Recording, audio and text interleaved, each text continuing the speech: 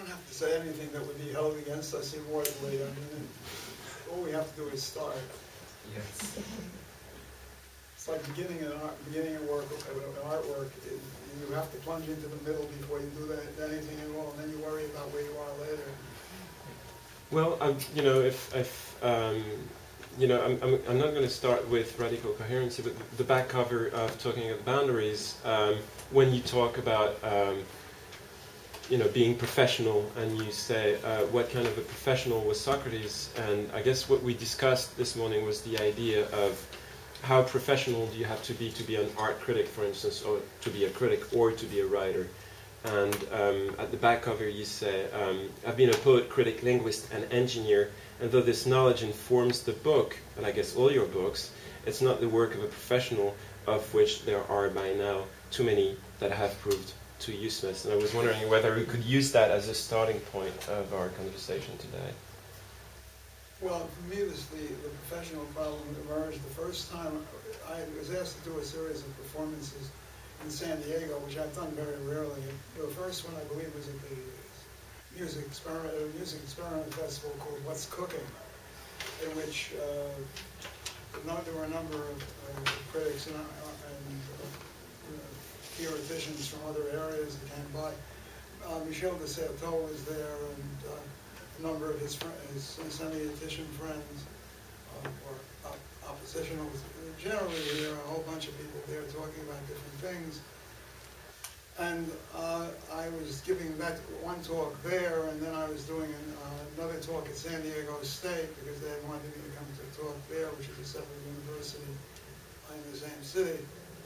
And there, I had a feeling that something was slightly preposterous about the notion of their inviting me because I was a very important professional critic. And I never thought of myself as important or influential, because to be influential requires you to be closer to the mainstream than I like being. I always regarded myself as somewhat of an eccentric, standing somewhere outside the basically banalities of the stream, which took the easiest pathways, the deepest parts to go to, where the hardest places to go, they never went. So I took on the question of why I'm not a professional, to ask the question of why professionality didn't determine what I did. Now, I wasn't hired at the University of California, San Diego, because of my professionality as a literary art historian or literary historian, which I wasn't. Although I confess to having a considerable knowledge of both fields, reluctantly. But it occurred sometime before that, a person had come up to me at the end of a reading, a talk I had done, and she was the wife of the head of the English department at San Diego State, who was himself a rather charming actor, which he did as well as being a literary historian. He was also an actor. And I guess he was kind of professional in that too, as for San Diego. And so I gave my talk, and this woman came up to me, and turned out to be his wife. I didn't know that. She said, "Oh, I'm so glad. I was so worried that you wouldn't be able to remember your lines." I said, "What lines?" She said, "Well, what you were speaking." I said, I didn't have any lines to forget because I didn't have any lines to remember. I really tried to find my way, which is what happens when you're lost. You don't have a professional saved person, a person who has professionally rescued himself from being lost in the desert or lost in a forest. I mean, it's the problem when you're lost in a forest and you don't know which way to go. You should take Descartes' advice and go straight ahead, because it probably won't be any worse than any other way. This was Descartes, the conciliatory movement. So, in any case, my distaste for the professional, I was hired originally to become director of the gallery at UCSD back in '68, because I had been an educational curator for the Institute of Contemporary Art in Boston, which I became largely as a result of the instigation of Alan Capro. That and several articles in Art News and Art Forum got me appointed to be the educational curator, which meant I would rescue shows from disasters. No, they actually had a very interesting show about of graphic work of Erwin Chernovsky, who was a very brilliant designer, but the show itself was a set of dull-looking graphic designs, the realizations of which were already in the subway system, because Chermayeff had already redesigned the subway system for them with all sorts of graphics, and they looked good in place, but in the gallery, it looked like you were looking at second-class Bauhaus exhibition. And our director, who was in many ways very intelligent but crazy in relation to economics, which is why she didn't survive too long as the director of the gallery, asked me if I could do anything to help the show not die of exhaustion before it started. So I rented an Ur tape recorder, and I went around tape recording the live sounds of the different parts of the Boston Metropolitan Transit System, which were very different and always recognizable to natives of Boston. Not only natives, but residents of Boston. And I made a 20-minute sound loop, and I took it and hid it on top of the mock-up model of one of the new railroad cars, one of the new transit cars, which was sitting there like a beached whale. And the sound sort of liberated the show. So my job there was to save the show. Other times I was there to save the show from being blown by the artist getting angry at Sue Thurman for what she didn't take, or what she should have taken. And so I was like what in baseball they call a utility infielder. I would fill any hole that needed to be filled at any given moment. I was their representative with the New York Avant-Garde, and I put on a film series. So in any case, what I was invited to do when Sue Thurman was going underwater and the Institute for Contemporary Art was beginning to sink and send up bubbles, I decided to accept the job in San Diego, which I had no knowledge of at all, as director of the art gallery and an assistant professor of art criticism. They had no other art critic there, but I was the one art critic. It turned out to be one of the best things I ever did, was to accept the San Diego deal.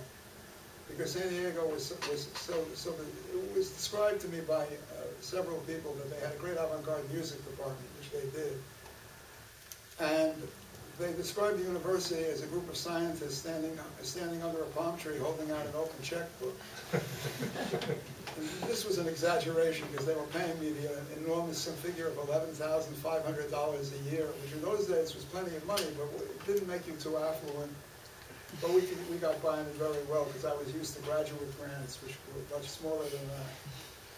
In any case, and besides, when I ran into trouble, I would simply translate something from some scientific work and make enough money to survive. But anyway, there I was in San Diego as an art critic, having to see things by going into New York most of the time, or going to Los Angeles, because San Diego had artists, but it had no scene. And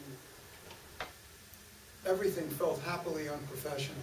That is, everything I saw, like John Bulgasari, who was one of my closest friends in San Diego, was a perfect example of a funky, anti-professional painter who gave up painting to become a conceptual artist before the name had become totally fashionable.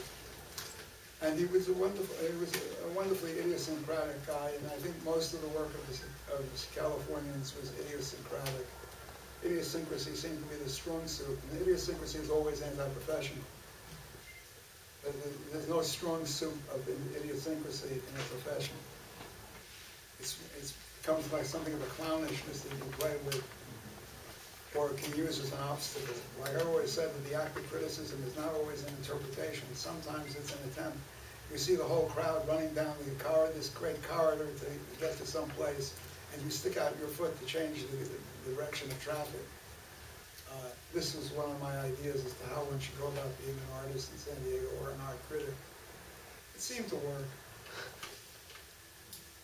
Does that answer any of the questions? Yeah, thank you. Stifle them or set up something in motion?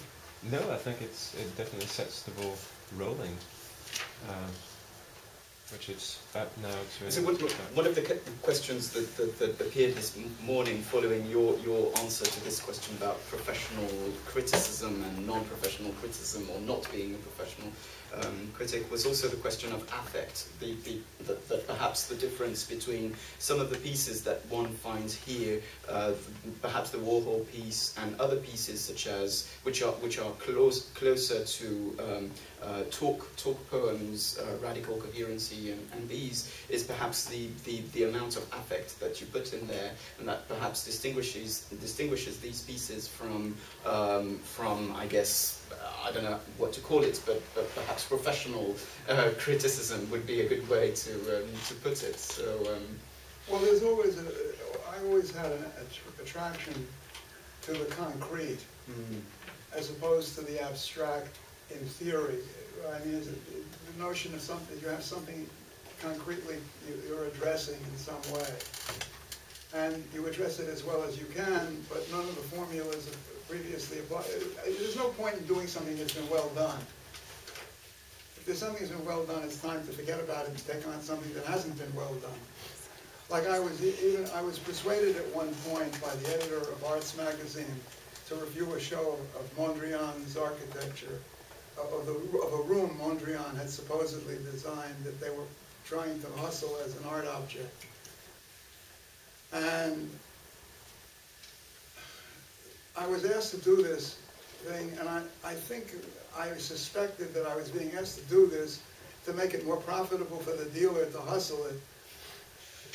So I wrote an article called Mondrian the Dancer, which was not exactly what they were looking for, because what I used as the central image of the thing was the notion that the story told by Sybil Mahoney-Nudge, his wife, who was a very intelligent and actually a rather brilliant non-professional critic herself, described the fact that Mondrian was a passionate ballroom dancer, but that no woman could ever follow him. And I used that as the basic approach to what his paintings were about. They were set up so that nobody could follow him. And I think the way in which he did this is that I argued that you're not looking at a perfectly balanced painting. What you're looking at is this. You're looking at a painting in which something will always distract you from what you're trying to concentrate on. Because the painting size is just such that the little red dot is at the little square, tiny square of red is just on the edge of the periphery irritating you. And if you turn and confront it, it goes dead, but then the cold blue goes deader on the left. So in effect, what he was doing is he was performing a kind of dance with your psychological capabilities of seeing. Your idea, in other words, interest was being diverted. One might even have said that his idea of dancing was a little bit the way some people describe bullfighting. You're dragging the cape in front of the bull, and the bull comes charging toward it, but you're not there, and the bull is there, looking a little bewildered. The only thing is, in this case, you're not stabbing Mondrian. The Mondrian is teasing you. And I thought that this was probably as interesting an article as I could have written on the Mondrian. It was about the general organization of all Mondrian. That his notion of equilibrium was not true. There's an equilibristic tension that he creates. And the editor of Arts and I quarreled over it. I withdrew the piece, and I said I wouldn't write with him again.